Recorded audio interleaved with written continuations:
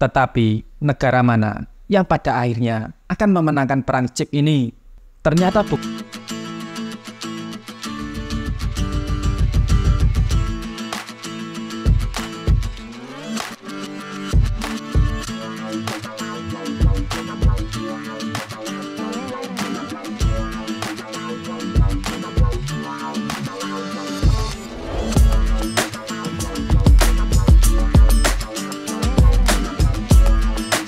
Assalamualaikum warahmatullahi wabarakatuh. Berjumpa kembali dengan Romblea Pratama. Teman-teman sahabatku semuanya, gimana kabar kalian?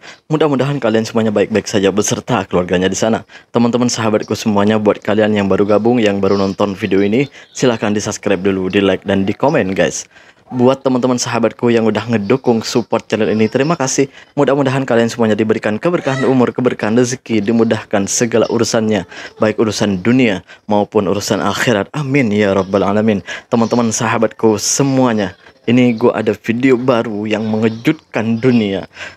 Bukan hanya orang-orang kita yang terkejut, tapi ini mengejutkan dunia. Kenapa gue bilang gitu? Karena Malaysia ini sedang tahniah lah untuk Malaysia lah gitu ya. Sedang ada kegembiraan lah gitu ya. Seperti apa videonya, kita tonton bareng-bareng aja ya. Nanti baru kita kasih komentar. Ini dia videonya guys. Kawan-kawan, bencana alam yang melanda Taiwan diduga mengganggu operasional TSMC secara signifikan. Artinya, kemungkinan besar akan ada kelangkaan chip canggih yang diproduksi oleh TSMC, termasuk chip AI Nvidia dan jajaran chip mobile. Kerentanan pasokan chip global akan semakin kompleks dengan adanya babak baru upaya saling jegal antara Amerika Serikat dengan China, termasuk upaya Tiongkok untuk mengurangi ketergantungan pada produksi chip Intel. Perang sengit antara Amerika dan Tiongkok berdampak signifikan terhadap eksistensi rantai pasok chip global, mulai dari supplier bahan baku hingga pada part hardware. Situasi ini memaksa produsen chip dan perusahaan-perusahaan teknologi untuk mencari alternatif mengamankan masa depan mereka. Sejumlah negara berlomba-lomba menjadi alternatif, di antaranya Vietnam, Thailand, bahkan India. Tetapi negara mana yang pada akhirnya akan memenangkan perang chip ini? Ternyata bukan Amerika, Tiongkok, Vietnam, Thailand, atau India. Sampai hari ini, Malaysia adalah yang menanggung keuntungan terbesar dari perang chip antara Amerika Serikat dengan Tiongkok. Malaysia dengan cepat menjadi magnet tujuan favorit bagi perusahaan-perusahaan manufaktur chip global. Intel misalnya telah berencana untuk berinvestasi sebesar 7 miliar US dollar. Pembuat chip asal Jerman, Infineon, juga akan berinvestasi sebesar 7 miliar US dollar. Nvidia, perusahaan yang terdepan dalam GPU kecerdasan buatan, akan mempersiapkan dana awal sebesar 3 miliar dolar. Masih ada perusahaan lain seperti Austria Atris, Texas Instruments, Ericsson Jerman, dan juga Lam Research dari Amerika Serikat. Langkah perusahaan Amerika Serikat ini ternyata juga diikuti oleh perusahaan teknologi dan perusahaan pendukung manufaktur chip asal Tiongkok. Jumlahnya tidak main-main, sekitar lebih dari 50 perusahaan asal Tiongkok telah berekspansi di Penang, Kedah, dan juga Perak. Pertanyaannya, mengapa Malaysia menjadi tujuan utama dari perusahaan chip global? Dalam hal investasi semikonduktor, Malaysia memang sudah lebih dahulu maju. Malaysia telah menjadi pusat pembuatan chip lebih dari setengah abad. Pada tahun 1972, sawah berlumpur di Penang menjadi fasilitas produksi pertama Intel di luar Amerika Serikat.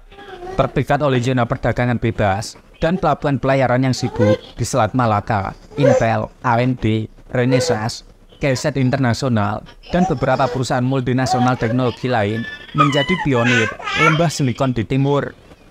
Malaysia telah menjadi rumah manufaktur yang cukup handal dalam hal perakitan, pengemasan, dan pengujian chip dengan tenaga kerja yang cukup murah, padat karya, namun menjadi bagian penting dari rantai pasokan manufaktur semikonduktor global. Malaysia bahkan sudah menjadi eksportir semikonduktor terbesar ke-6 di dunia dan menguasai 13% pasar pengemasan, perakitan, dan pengujian semikonduktor global. Negeri jiran ini juga menyumbang 20% impor semikonduktor Amerika Serikat setiap tahun, lebih banyak dibandingkan dengan Taiwan, Jepang, atau Korea Selatan. Meskipun industri chip Malaysia hanya fokus pada rantai produksi kelas menengah dan kelas rendah, tetapi segera akan melakukan perakitan produksi chip yang lebih canggih. Banyaknya permintaan chip bertenaga tinggi di sektor-sektor seperti kendaraan listrik dan kecerdasan buatan berarti akan meningkatkan kualitas manufaktur chip di Malaysia menuju chip yang jauh lebih kompleks. Wow. Ekosistem, konektivitas, dan infrastruktur chip yang ada di Malaysia merupakan daya tarik utama.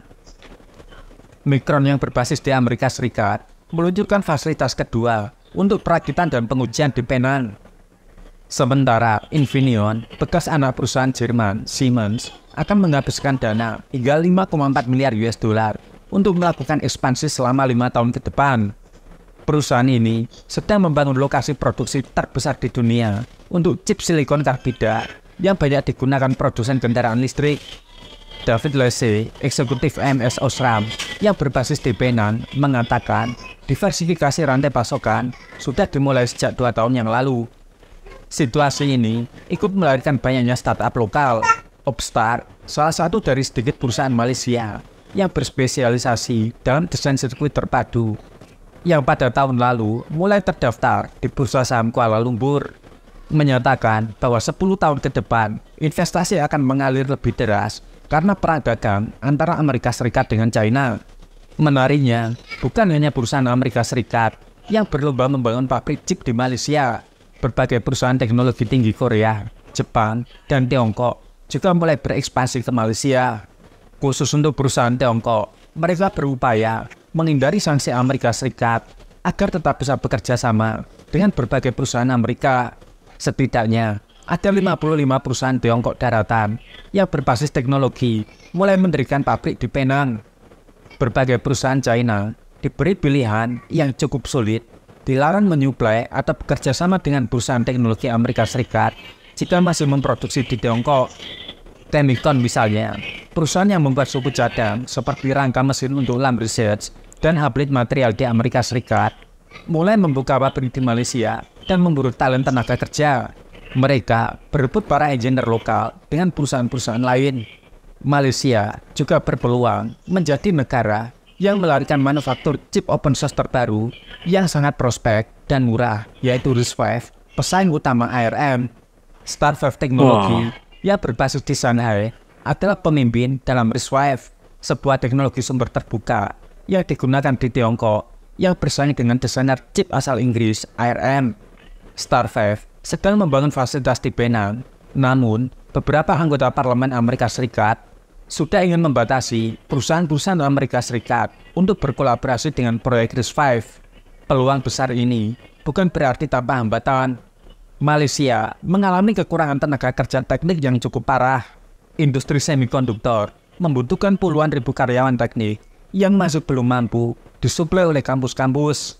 Zafrul, Menteri Perdagangan, menyatakan sektor listrik dan elektronik saja membutuhkan 50.000 insinyur, tetapi hanya 5.000 mahasiswa teknik yang lulus setiap tahun, dan banyak dari mereka menyeberang ke Singapura karena memperoleh gaji yang jauh lebih tinggi. Selain kekurangan talent, Malaysia juga bisa terseret dalam konflik geopolitik Cina-Amerika, meskipun peluangnya cukup kecil.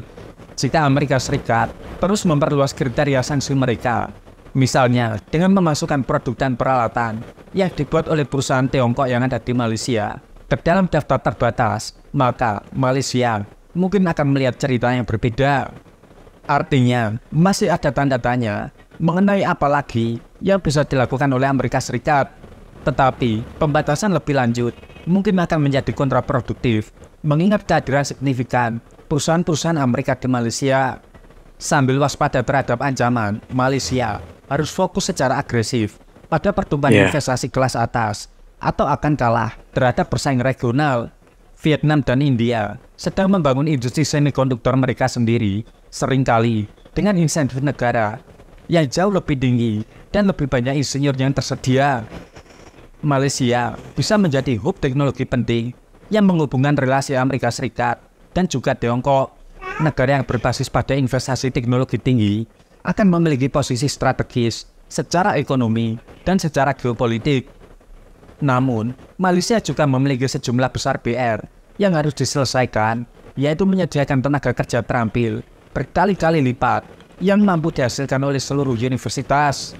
Selain itu, potensi konflik yang kian menajam antara Amerika Serikat dengan Tiongkok selain menjadi berkah, juga bisa berubah menjadi ancaman yang cukup signifikan. Memang luar biasa Malaysia. Wow. Ternyata gue bertahu guys, gue bener-bener baru tahu bahwa perusahaan chip di Malaysia ini sebenarnya udah lama ya berdiri ya. Udah lama banget gitu ya. Udah puluhan tahun bahkan puluhan tahun lah gitu ya. Lama ya. Wow, sekarang Malaysia ya untung besar dong. Dengan adanya perang dagang US dengan China, tapi yang untung besar Malaysia. Wow, tahniah untuk Malaysia. Ini bukan berita lama, tapi berita yang baru aja guys gitu. Ini bener-bener mengejutkan dunia digitalisasi gitu, digital gitu. Wah, bisa mengalahkan negara-negara besar. Malaysia. Ya Allah. G20 gimana tuh? Oke lah guys, terima kasih buat semuanya. Itu sedikit informasi. Mudah-mudahan menambah pengetahuan kita, menambah wawasan kita, menambah pengetahuan kita tentang Malaysia lah gitu ya. Ternyata gue ini baru tahu, bener-bener baru tahu guys. Kalau di Malaysia itu udah puluhan tahun ada perusahaan chip gitu, bahkan yang mendunia gitu guys. Wow. Oke, terima kasih, tahniah sekali lagi untuk Malaysia. Terima kasih buat semuanya. Assalamualaikum warahmatullahi wabarakatuh. Jangan lupa sholawat guys.